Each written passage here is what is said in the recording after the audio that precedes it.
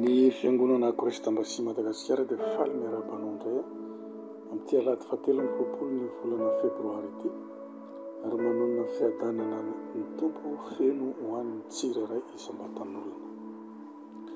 Androandro tsika dia andre ny rapsodin'ny famarinana izay mitondra ny lohahevitra hoe miorena ao amin'ny teny.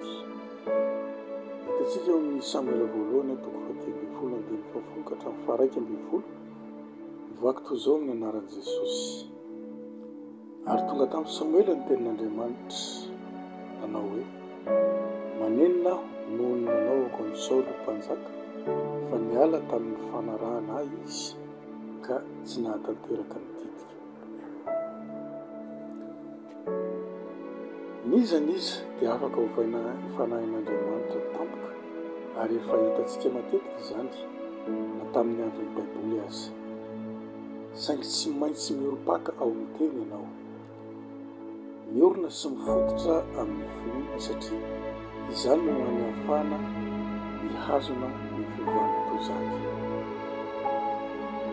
Ao amin'ny Samuela voalohany toko 10 ohatra dia mamaky isika ny tantaran'i Saoly zanak'i Kisy, izay novain'ny fanan'Andriamanitra tamin'ny voninahitra ary nanomboka nanomany izy. Milaza ny Baiboly fa nivadika ho olon-kafa i Saoly. Fakeo ny tenin'ny Samuela mpaminany taminy ao amin'ny Samuela voalohany toko 10 hoe: ary nilatsaka aminao ny fanan'izay ka hiara-maminany aminy ianao dia hovaova olo-vaovao. Rehefa niverina miala teo amin'ny Samuely Saoly dia nen'Andriamanitra hovaovao izy ka nanomboka naminany teo amin'ireo mpaminany.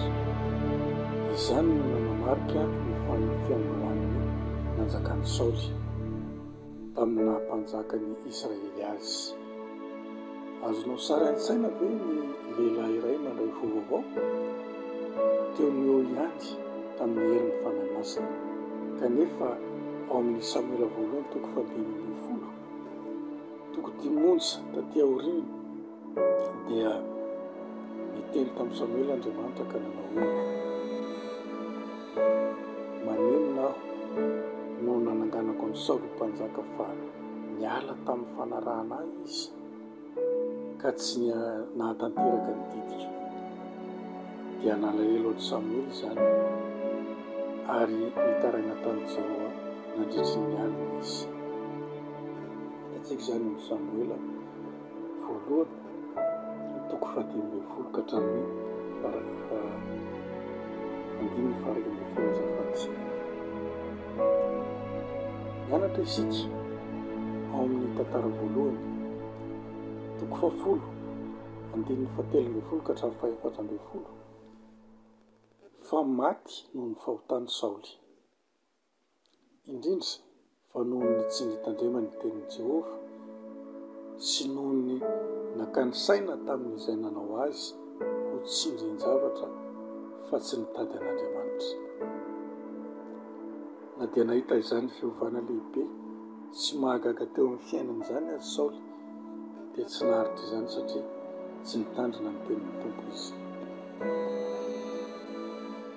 Koa endre hazony asa dia ireo fiovana entin'ny fanahy masina eo amin'ny fiainanao amin'ny fifantohana amin'ny teny. Aoka ho mpakatony teny ianao. Ny Jakoba toko 1:12 fa aoka ho mpakatony teny ianareo, fa aza-piainy fotsiny ihany ka mamitaka ny teny ianareo. Na inona ataon'Andriamanitra eo amin'ny fiainanao dia natao haharitra sy hitombo ho voninahitra lehibe kokoa, fa tsy ho tanteraka izany raha tsy mijalona amin'ny tenin'Andriamanitra.